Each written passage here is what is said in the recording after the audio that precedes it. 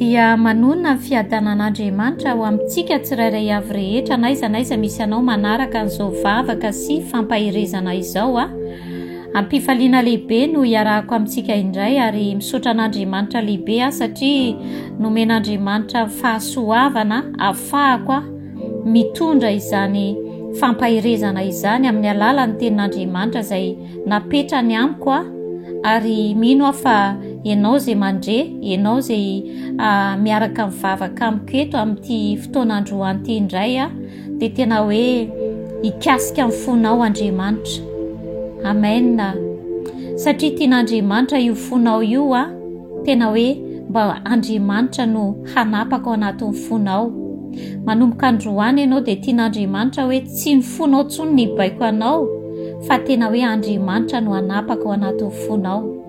Araka ny tenin'Andriamanitra any amin'ny ohabolana 7:24 hoe anaka atolory ahy ny fonao, atolory ahy ny fonao. Amen. Ny fozy izy ny tenin'Andriamanitra koa any amin'ny Jeremia 7:7 dia ny 5 ny fo dia mamitaka mihoatra noho ny zavatra rehetra.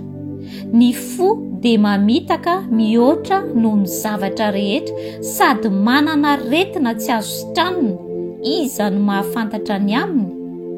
Amen.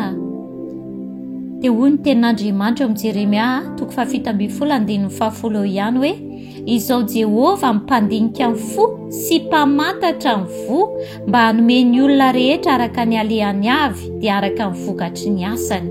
Amen. Zay mampatonga an'Andriamanitra miteny anaka atolory ahy fonao satria ho fonao io dia mamitaka anao mihoatra noho ny zavatra rehetra. Mihoatra noho ny zavatra rehetra na dia hoe misy olona raha mamitaka anao fa ny fonao voalohany indrindra dia anisany mamitaka anao voalohany indrindra.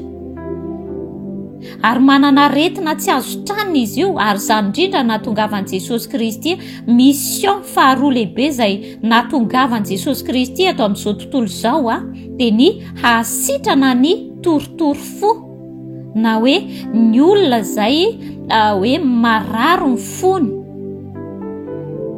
Izany hoe fantatr'Andriamanitra ny fontsika satria araka ny tenin'Andriamanitra io dia Andriamanitra mimpandinika ny fo. Fantany io, tsy misy olombelona mahalala ny fo na dia za na ianao tsy mahalala ny fo ary tsy mahalala ny fonao fa Andriamanitra irery ihany ilay mpandinika ny fo no mahafantatra izany. Ary izay mampatonga ny tenin'Andriamanitra anakatolory ihany fonao. Andriamanitra irery ihany no mahay manapaka. Andriamanitra irery ihany mahay mikontrôla ny fonao io. Tsy misy hoe olombelona ka mahay makontrôla ny fony.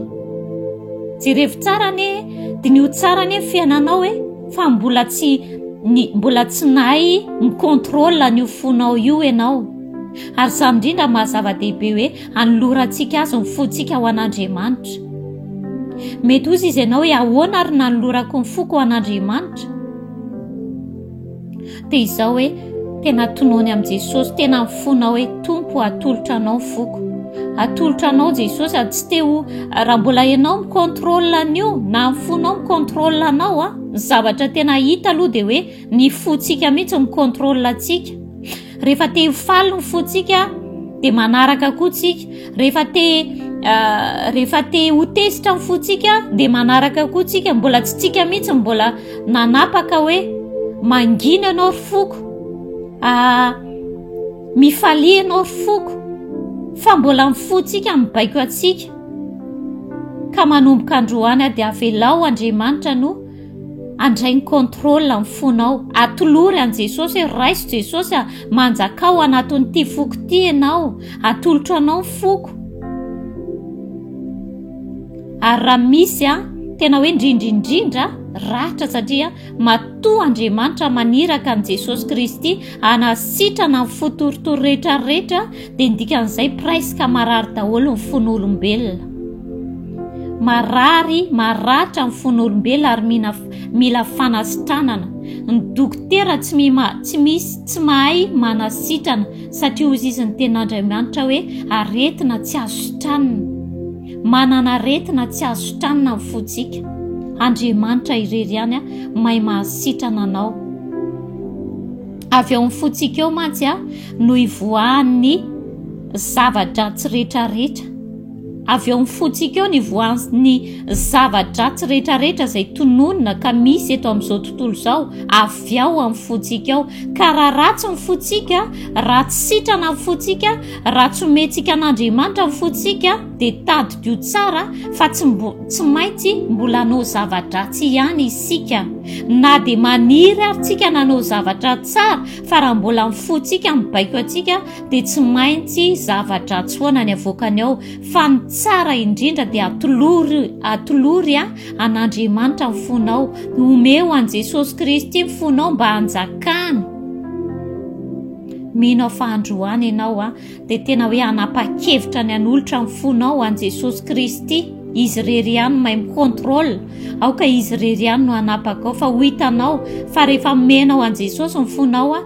dia izy no hanapaka tsy ny fonao tsony ny baiko anao hoe mifalia anao zay vao mifaly na hoe rehefa ho tezitra ny fonao mibaiko anao ho tezitra dia ho tezitra ianao fa atolory an' Jesosy fa Jesosy rery ihany no mahay mandray atanana ny fonao ary izy rery ihany no manasitrana ny fonao rehetrarehetra ninona izay rehetra ratra rehetra fa raha mbola mararo ny fotsika dia tsy hay anao zavatra tsaritsika ary na itsika koa dia lasa mety mandratra ny hafa. Halleloja. Jesosy eo mankasitraka anao izay ny amin'ny teninao Tompo. Androany Jesosy dia tena hoe mangataka anay ianao mba tena noloranay ny fonay eo anao Jesosy satria ianao tokoa ilay mpandinika ny fo mahalala Andriamanitra ny ao anatin'ny fonay ao mahalala ianao Jesosy fa misy Andriamanitra zavatra tsy azo ao anatin'ny fonay ao fa ianao rery ihany ilay mpanasitrana ny fotoritory rehetra Tompo.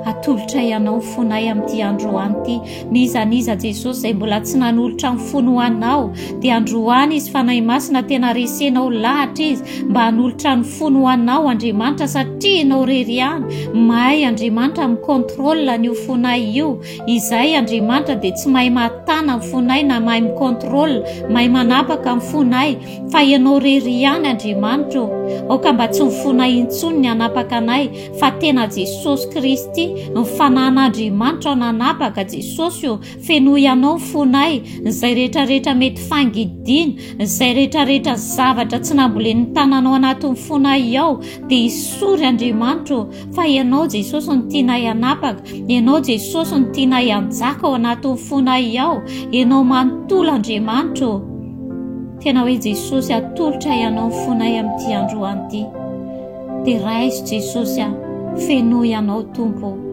mba tena hoe ho fo tsara ny fonay fo Andriamanitra tena araka ny fonao Tompo fo mahay manaiky manao ny sitraponao fo mahay mankatoanao misaotra betsaka Jesosy fa mino izay fa mandray ny fonay tsirairay avy ianao izay rehetra manapa-kevitra manolotra ny fono anao Jesosy dia raisinao izany ary manomboka androany Andriamanitra dia tena hoe manasitrana ny fono ianao ary manome fo vaovao tena fo vaovao mihitsy omenao azy Jesosy izay hanjakanao sy tena hanjakan'ny fanapahanao rehetra dia amin'ny anaranao Jesosy no anaovana izany favaka izany voninahitra dia ho anao irery ihany hatramin'ny taloha indrindra ary mandrakizay Amen.